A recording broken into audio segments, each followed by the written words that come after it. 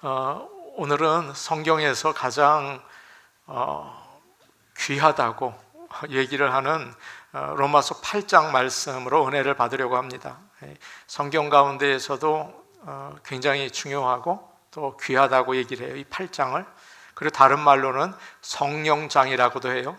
고린도전서 13장을 사랑장이라고 하는 것처럼 로마서 8장을 성령장이라고도 부릅니다. 어느 목사님이 교회를 이제 걸어가다가 지나가는 팥섬을 보았습니다. 한국말로 뭐라고 하는지 모르겠지만 팥섬이라는 그 짐승을 보았는데 보통 징그러운데 이놈은 정말 징그러웠습니다. 너무 더럽고 뭔가를 줄줄 흘리고 있고 몸에 상처도 있고 거기다가 다리까지 절뚝절뚝 거렸어요. 최근에 싸운 것 같았습니다. 이놈이 걸어오다가 목사님을 보더니 이빨을 드러내고 으르렁 그렇게 거리는 거예요. 목사님이 무서워서 뒤로 피했습니다. 이놈은 여유 있게, 이 팥섬의 특징은 천천히 움직인다는 거예요. 천천히 다리를 쩔뚝거리면서 사라졌습니다. 그 이후로도 목사님은 교회 주변에서 계속 이 팥섬을 보게 된 거예요. 드는 생각이 이놈이 교회에 집을 만들었구나, 그런 생각이 들었어요. 가만히 생각하니까 교회에 아이들도 많이 있고 또 교인들에게 혹시 해가 되지 않을까 그런 걱정이 드셔서 이놈을 잡아야겠다, 그런 생각이 들었습니다. 짐승을 잡는 큰 덫을, 이 새로 만든 덫을 구해서 그 안에 먹이를 집어넣고 기다렸습니다. 어느 날 드디어 이놈이 잡혔어요. 바로 그 놈이었습니다. 잡아서 목사님이 계획한 대로 차에 싣고서 이놈을 데리고 가까운 산으로 가셨어요. 거기에 놓아줘야겠다, 그런 생각을 하신 겁니다. 싣고 가는데 내내 이놈이 목사님을 째려보면서 으르렁 으르렁 거리더래요. 드디어 산에 도착을 해서 덫을 열고 나가라고 한 구덩이를 쳤습니다. 근데 이놈이 이상한 일은 안 내리더래요. 거기서 안 움직이더래요. 목사님이 당황해서 이 덫을 한쪽을 들고서 털었대요. 꼭 붙잡고 안 내리더래요. 그래서 이 별놈이다 했다, 그런 얘기를 하시는 걸 제가 보았습니다. 우리 믿는 자들도 이와 같을 때가 있습니다. 예수를 믿었다고 하면서, 구원을 받았다고 하면서 계속 죄를 붙잡고 사는 거예요. 이것 떨어지면 나는 죽는다, 이것 떨어지면 인생의 재미가, 때로는 그냥 안 노는 것입니다. 때로는 두려워하고 괴로워하고, 때로는 죄를 생각지도 하지 않아요. 죄가 뭐야? 아무것도 생각하지 않는 경우도 있죠. 그러면서 살아요. 오늘 말씀은 우리가 죄와 죽음에서 어떻게 자유를 얻는지를 우리에게 알려주고 있어요. 사랑하는 성도 여러분, 오늘 말씀을 통해서 죄에서 자유를 얻고 천국 생활, 하나님의 자녀로 살 수 있기를 축복합니다. 오늘 말씀의 특징이 있습니다. 죄에 대해서 아무 신경을 안 쓰는 사람이 있다면 이 말씀은 지루하기 짝이 없는 말씀이 될 거예요. 그러나 죄를 신경 쓴다면 이 말씀이 우리에게 큰 능력이 될 줄로 믿습니다. 오늘 말씀 바로 앞에 나오는 7장을 보면 바울이 죽는다고 그럽니다. 나 죽는다, 정말 미치겠다, 이런 얘기를 하죠. 자기 자신에 대해서 너무 실망스러운 거예요. 내가 싫다는 거예요. 여러분, 사실 바울 정도 되면 근사하지 않습니까? 믿음 좋죠. 감옥에 갇혔어도 찬송하고, 배가 고파도, 바다에 빠져도, 매를 맞아도 믿음을 지킨 사람 아닙니까? 이쯤 되면 문제 없죠. 기도하고 그러지 않겠어요? 그런데 자신의 죄 때문에 죽겠다는 거예요. 19절, 7장 19절에 이런 말씀이 있어요. 내가 원하는 선을 행하지 않고 원하지 않는 악을 행하는도다. 또 25절 말씀에 마음으로는 하나님의 법을 섬기고 육신으로는 죄의 법을 섬기노라, 그렇게 얘기하고 있어요. 이렇게 말하는 거죠. 내 속에 두 개의 나가 있다는 거예요. 하나는 죄를 짓고 싶어하는 육신의 생각이 있고, 또 하나는 선을 행하려는 성령의 생각이 있는데 이 둘이 계속 싸운다는 거예요. 아주 미치겠다는 거예요. 그래서 정말 내가 구원받은 사람이 맞나? 정말 나는 예수 잘 믿고 있는 건가? 이렇게 생각이 되는 거죠. 그리고 나서 마지막에 기가 막힌 탄식을 합니다. 여러분과 저의 고백이 아닌지 모르겠어요. 24절에 이렇게 말하고 있죠. 오호라, 나는 곤고한 사람이로다. 누가 사망의 몸에서 나를 구해내랴. 그렇게 이야기하고 있어요. 정말 한심하고 정말 불쌍하다는 거죠. 내가 진짜 목사냐?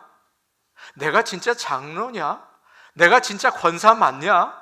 내가 진짜 예수 믿는 성도 맞는 건가? 야, 나는 정말 못 믿겠다. 그렇게 스스로에게 실망하는 거예요. 여러분 어떠십니까? 이것은 모든 믿는 자들의 고민이에요. 아무리 믿음이 좋은 사람도 죄를 짓죠. 하나님 말씀을 들으면서 여러분 아멘 그러지 않습니까? 그런데 나가면 여러분 그렇게 사세요? 야, 이건 내가 뭔가 그러잖아요.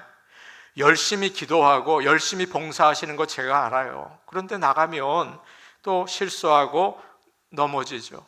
마음으로는 형제를 사랑해야지. 그런데 꼴 보기 싫고 시기하고 미워하고 그래요.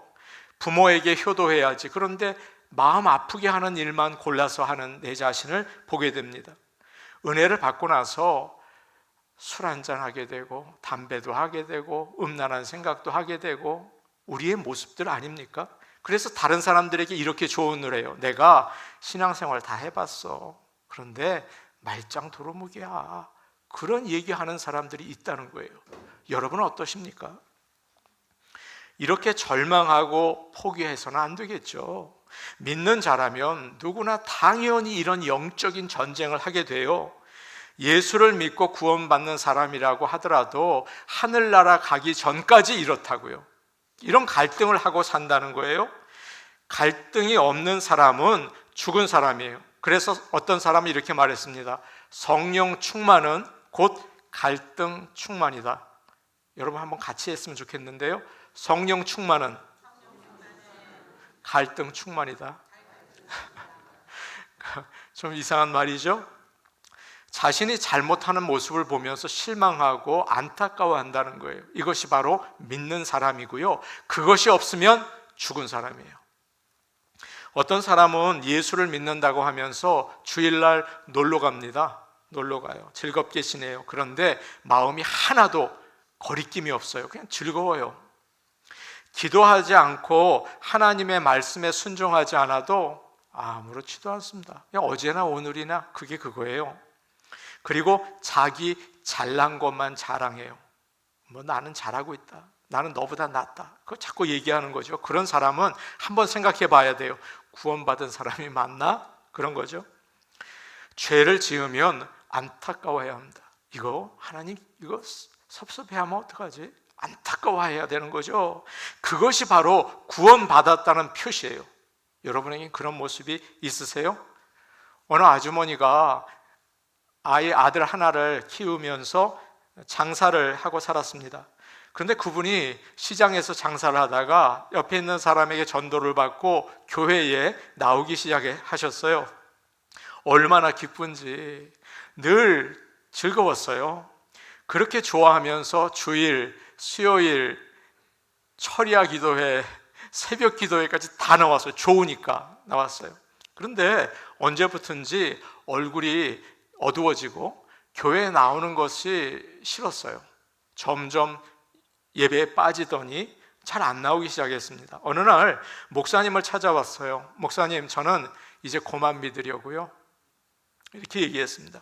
아니, 그렇게 하나님 믿고 좋아하시다가 왜 갑자기 그만두세요? 하나님이 잘못하신 게 아니라 저에게 좀 문제가 생겼어요. 저는 시장에서 장사를 하면서 예전에는 100원 주고 산 거 갖다가 이거 200원 주고 샀어요. 이렇게 말하면서 장사를 기쁘게 했어요. 그런데 거짓말을 하면서도 장사 잘하고 잘 지냈어요. 그런데 예수님을 믿고 신앙생활을 하니까 너무 괴로워요. 장사를 하고 나면 저녁에 집에 와서 마음이 찝찝해서 잠이 잘 안 와요. 예전에는 돈 벌면 기뻤는데 안 기뻐요. 거짓말 안 하고 장사할 수 없고, 거짓말을 하자니 하나님 앞에 미안하고, 아유, 목사님, 저 이렇게는 못 살겠어요. 이제 아이 다 키우고 나중에 믿을게요 라고 얘기하셨어요. 목사님 말씀하셨어요. 자매님, 아이를 낳아서 키우면 이놈이 낳자마자 일어서서 뜁니까? 아니잖아요. 낳으면 엄마가 품에 안고 키워야죠. 아이가 이제 걸음마 하다가 넘어져서 얼굴을 땅에 부딪히지 않아요? 이렇게 세워야죠. 이놈이 쩔뚝쩔뚝 거리면서 걷죠. 그러다가 조금씩 걷지 않습니까? 마찬가지예요. 예수를 믿고 난 다음에도 여러분 아주머니, 집사님, 실수를 하고 죄를 짓죠. 죄 짓지 않는 사람은 없어요. 그러나 그 다음에 회개하세요. 그리고 또 넘어지고 그 다음에 또 회개하세요. 그래서 점점 나아지는 거예요. 점점 자라나는 거예요. 아셨죠? 라고 얘기를 드렸어요. 그러자 이 아주머니가 그 말을 듣고 바뀌었어요. 속여서 팔고 회개하고, 또 속여서 팔고 회개하고, 이러는 거예요. 그러면서 점점 더 정직해지고 조금 거짓말을 적게 하고, 그러면서 믿음의 사람이 되었대요. 나중에는 장사 잘하게 되었고요. 그래도 장사 잘하게 되었고 교회에 정말 좋은 권사님이 되셨대요. 여러분, 이게 중요하지 않습니까? 세상을 살면서 온전하게 신앙생활하는 사람은 하나도 없습니다. 우리가 죽을 때까지 이런 갈등을 가지고 있어요. 그러나 기억하십시오. 이런 고민 가운데 있는 우리를 향해서 오늘 사도 바울은 이렇게 얘기하고 있어요. 1절 말씀입니다. 우리 같이 보겠습니다. 1절 말씀이에요. 같이 보십니다. 시작. 그러므로 이제 그리스도 예수 안에 있는 자에게는 결코 정죄함이 없나니.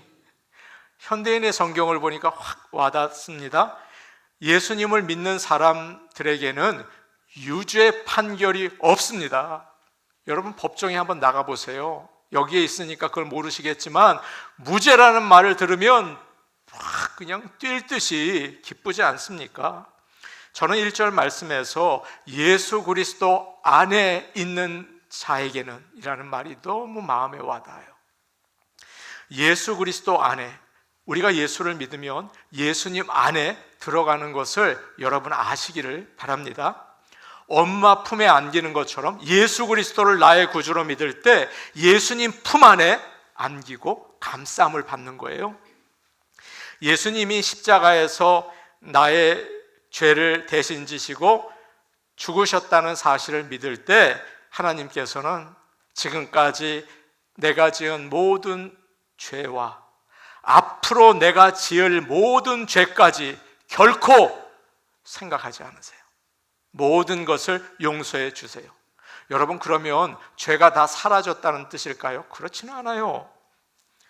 예수를 믿지만 여전히 죄를 져요. 세상의 욕심 때문에, 또 나의 정욕 때문에 자꾸 넘어지잖아요.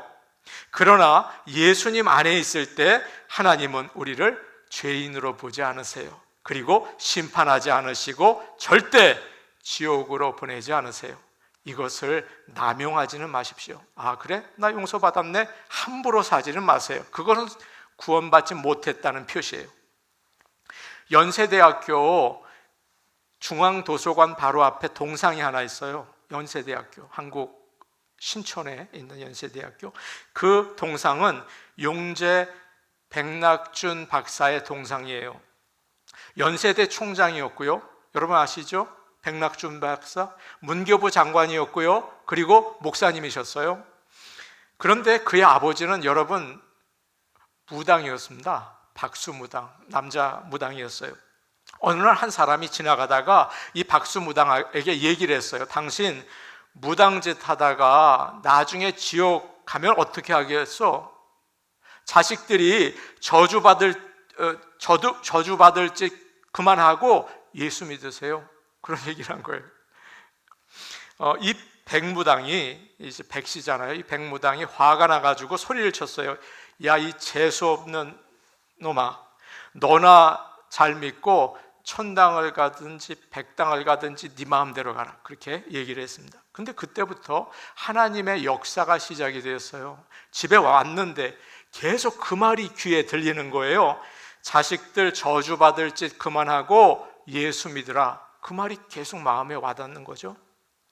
그래서 견디지 못하고 이 아버지가 무당을 그만두고 예수를 믿게 됐어요. 그리고 어느 선교사 아래에서 일을 돌보는 일을 도와주는 그런 일을 하게 됐죠. 그런데 그 선교사님이 이 분의 아들을 미국에 유학을 보내준 거예요. 그분이 바로 백낙준 박사였던 거죠.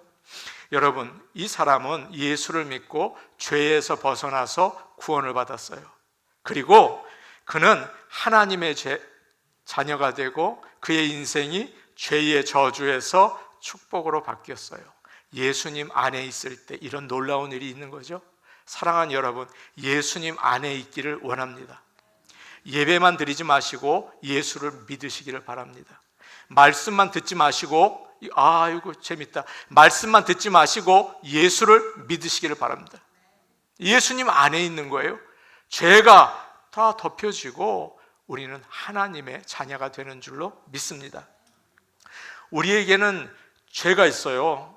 사탄이 우리를 공격합니다. 죽을 수밖에 없죠. 내 힘으로는 어떻게 할 수 없어요. 여러분 유혹받아 보셨잖아요. 여러분 힘으로 그거 이길 수 있습니까? 어떻게 하면 좋을까요? 피난처 되시는 예수님께 달려 나오시기를 바랍니다. 그것이 새벽 예배여도 상관없고 수요일 저녁이어도 상관없습니다. 예수님께 달려 나오세요. 그럴 때 죄는 사라지고 사탄이 도망갈 줄로 믿습니다. 오늘 말씀에 딱 맞는 찬송이 있더라고요. 찬송가 494장인데요. 찬송가 494장. 만세 반석이 열리니 내가 들어갑니다. 창에 허리 상하여 물과 피를 흘린 것 내게 효험되어서 정결하게 하소서. 오늘 말씀과 굉장히 매치가 되죠. 예수 그리스도 안에 있는 자에게는 결코 정죄함이 없습니다. 아무리 부끄러운 죄를 지어도 예수님께 달려 들어가시기를 바랍니다.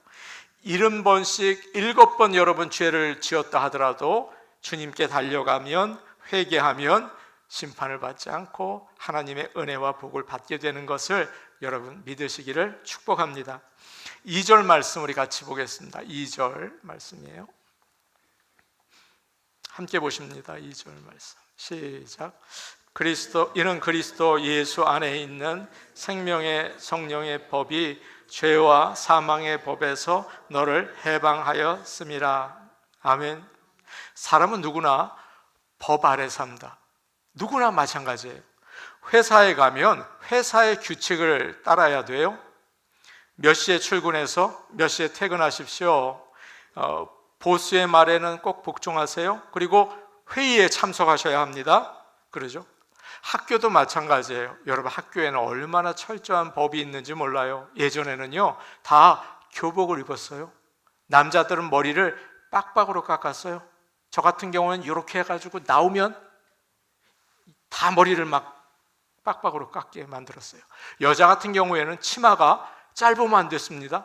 자로 이렇게 쟀다가 그 다음에 어떻게 되는지 모르겠어요. 그렇게 했습니다. 이렇게 법이 있어요. 법을 지키는 것이 힘들어서 이 법이 좀 없으면 좋겠다라는 생각도 들지만 법이 꼭 필요합니다. 법이 없으면 세상이 혼란스러워지고 엉망이 되거든요.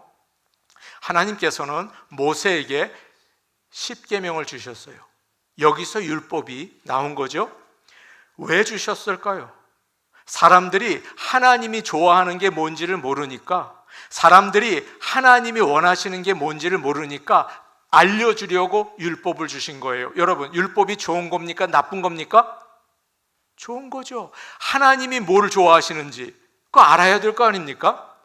그래서 율법은 우리를 올바른 길로 인도하고 우리를 하나님의 사람으로 인도해요. 그래서 시편 기자는 하나님의 말씀이 내 발의 등이고 내 길의 빛입니다. 그렇게 얘기했죠.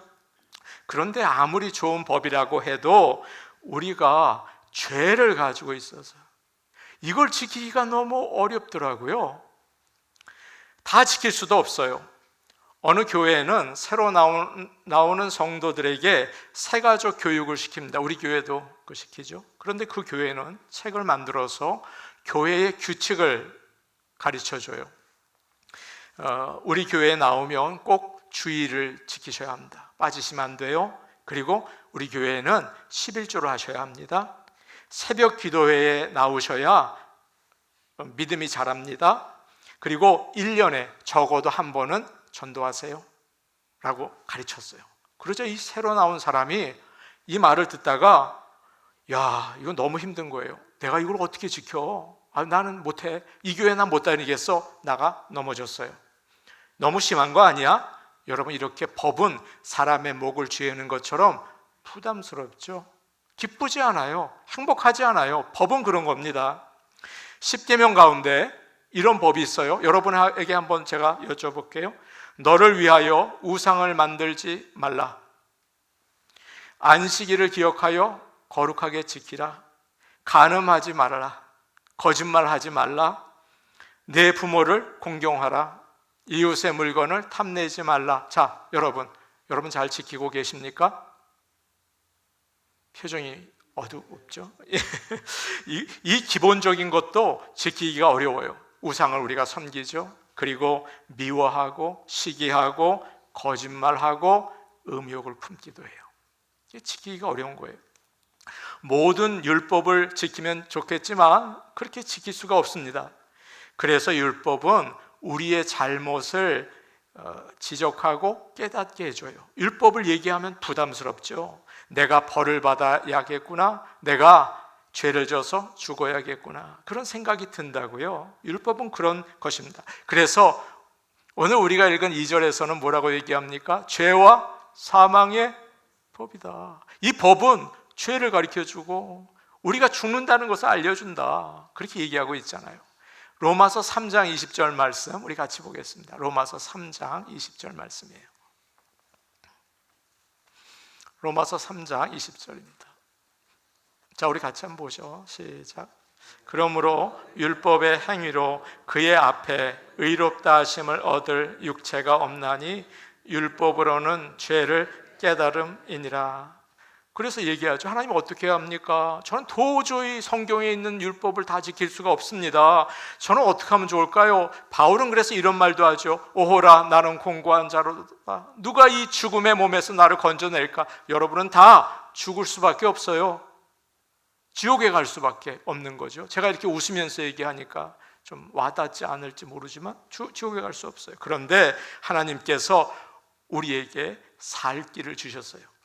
우리를 죄에서 구하시기 위해서 그의 아들을 예수 그리스도를 세상에 보내신 거예요. 다시 본문으로 돌아와서 이제 3절 말씀 우리 같이 보겠습니다. 3절 말씀입니다. 우리 같이 볼게요.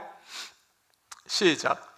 율법이 육신으로 말미암아 연약하여 할 수 없는 그것을 하나님은 하시나니 곧 죄로 말미암아 자기 아들을 죄 있는 육신의 모양으로 보내어 육신의 죄를 정하사. 예수님은 하나님이십니다. 죄가 없으세요. 그래서 사탄의 유혹도 이기시고 또 죄를 짓지 않으셨어요. 하나님께서는 그렇게 정결한 어린 양 같은 예수님을 우리 대신 십자가에서 죽게 하셔서 우리가 받아야 할 벌과 죽음을 다 예수가 받게 하신 거죠.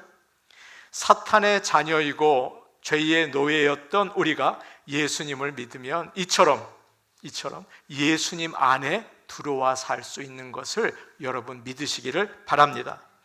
그래서 예수님 안에 있으니까 예수님이 죽을 때 예수님 안에 우리가 있잖아요. 예수님이 죽을 때 우리의 죄도 함께 죽었다. 예수님이 부활하실 때 생명의 영을 받아서 우리도 부활한다. 생명의 영이 뭘까요? 성령을 받는다라는 거죠. 여러분, 그래서 모든 것이 바뀌어요. 오늘 말씀은 그래서 그것을 뭐라고 얘기하냐면 생명의 성령의 법이 너를 죄에서 살린다라고 얘기하는 것입니다. 죄에 끌려다니지 않고 예수님을 따라 살 수 있게 만들어 주세요. 오늘 이 시간 성령 충만하시기를 바랍니다. 생명의 성령의 법이 여러분을 인도하기를 원하고 죄와 사망이 예수님의 십자가에서 같이 죽기를 축복합니다.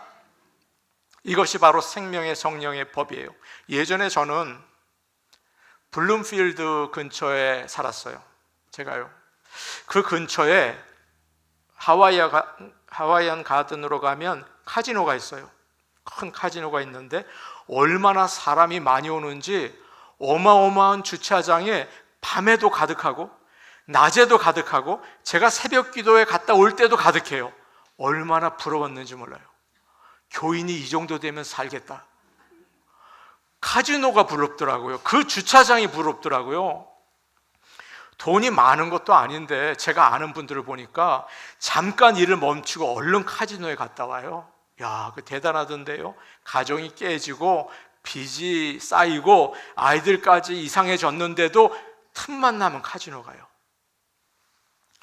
또 예수를 믿는다고 하면서 이상한 죄를 짓고 거기에 붙잡혀서 꼼짝 못하고 야 재밌다 재밌다 하고 사는 사람들이 너무 많아요. 자유롭지 않은 거죠. 귀신이 들려서 밤마다 헤매고 돌아다니는 사람이 많아요. 어떤 귀신? 돈 귀신, 또 음란 귀신, 쾌락 귀신, 죽음 귀신. 두려워요. 거기에 사로잡히면 두려워서 하루하루가 괴로워요. 불안해해요. 가족들은 걱정을 해요. 예수가 없는 인생은 소망이 없다는 것을 여러분 아시기를 바랍니다. 예수님은 우리에게 자유를 주려고 오셨어요. 죄와 죽음에서 해방을 시키기 위해서 오신 거예요. 예수를 믿을 때 성령님께서 우리를 자유롭게 하는 것을 여러분 믿으시기를 바랍니다. 성경은 우리가 마음대로 하는 걸 자유라고 하지 않아요. 목사님, 저 교회 나오니까 자유롭지 않아요. 이건 모르고는. 성경이 말하는 자유는 내 마음대로 하는 자유가 아니에요. 예수님의 품 안으로 뛰어들어갈 수 있는 자유예요. 죄에서, 죽음에서 벗어나서 예수님 품 안으로 뛰어들어갈 수 있는 자유인 거죠. 마틴 루터가 이런 말을 합니다. 물고기는 물에서 자유를 누린다. 병아리는 엄마의 품에서 자유를 누린다. 성도는 그리스도 안에서 자유를 누린다. 여러분, 그리스도 안에서 자유를 누리시기를 바랍니다. 제가 언젠가 오래전에 주일 저녁에 하루를 이제 주일 예배 다 마치고 집에 들어왔는데 마음이 편하지 않았어요.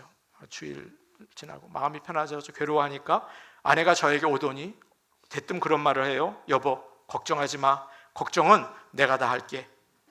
제가 무슨 예수님이야? 뭐 자기가 걱정을 다 맡아서 한대? 내가 기가 막혀서 웃음이 났어요. 그런데 위로가 되더라고요.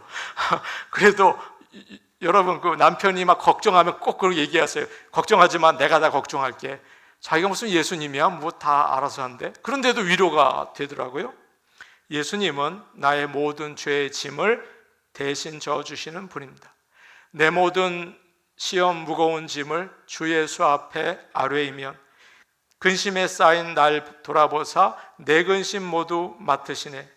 마음의 시험 무서운 죄를 주 예수 앞에 아뢰이면 예수는 나의 능력이 되사 세상을 이길 힘 주시네.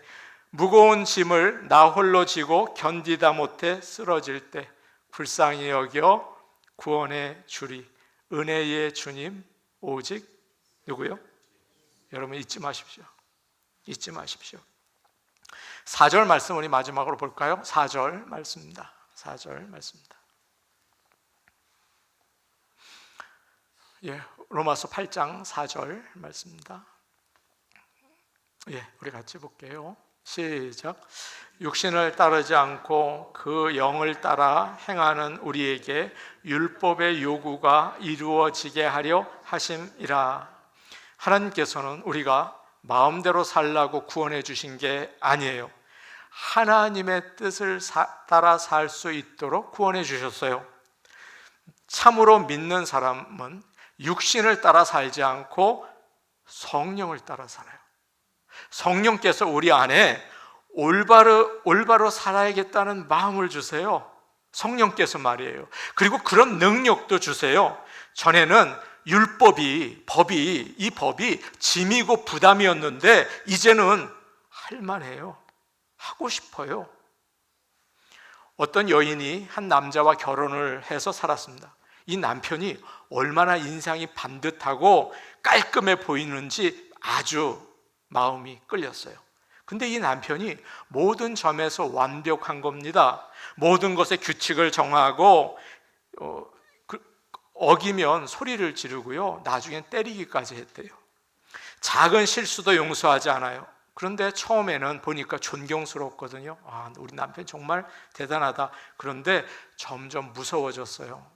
자꾸 아내가 실수하게 되고 자신감을 잃어버리는 거예요. 남편이 워낙 꼼꼼하니까 열등감과 절망에 빠졌어요. 그런데 어느 날 그 지독하고 잘생긴 남편이 죽었어요.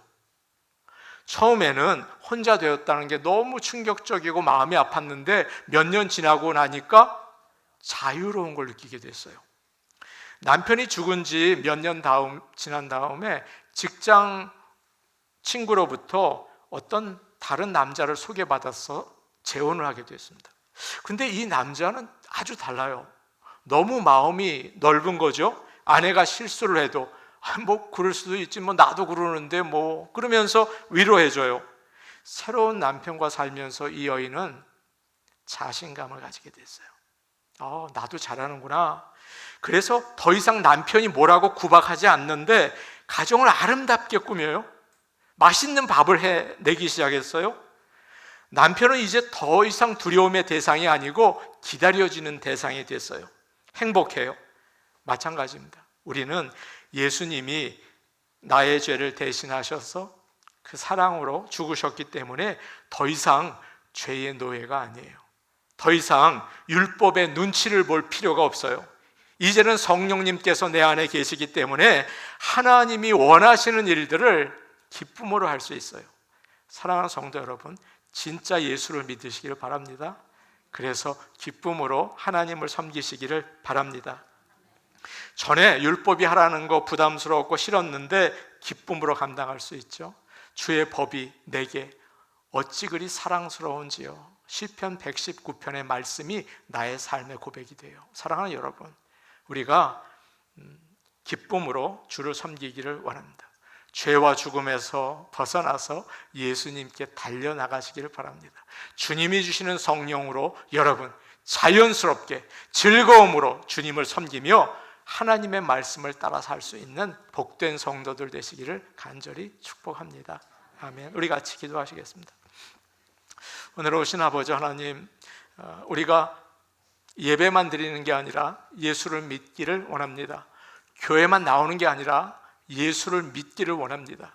이 시간 우리의 마음을 열어주셔서 예수님을 나의 구세주로, 죄와 죽음에서 건져주시는 구원자로 믿게 하여 주시고 성령님을 따라 사는 자유로운 인생을 살게 하여 주시옵소서. 나를 얽매이는 죄, 그렇게 재미있고 그렇게 흥미롭고 그렇게 나를 끄는 세상의 육신의 정욕, 아버지 하나님 벗어나서 올바른 길, 참다운 생명의 길을 갈 수 있게 도와주시옵소서. 예수님의 이름으로 기도하옵나이다. 아멘.